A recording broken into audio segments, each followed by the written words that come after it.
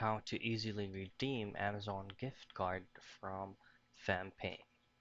So obviously, the very first thing that we'll need to do is to open up our Fam app and then just simply log in using your Fam app or Fampay credentials. Now once you have successfully logged in, all you have to do next is just head over directly to the rewards tab and then just choose on Amazon gift card.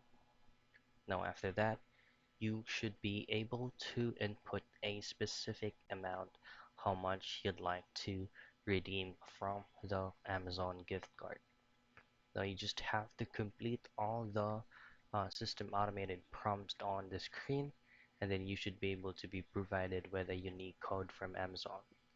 Now once everything is completed, all you have to do next is to verify and check your Amazon balance if it was successfully redeemed.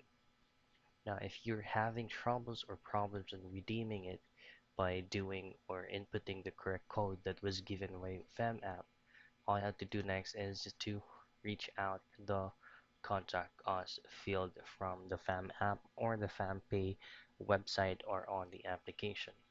Just simply create a ticket that you have successfully input the correct or the unique code by doing the process. And that's it. That's how easily you can redeem an Amazon gift card from FamPay.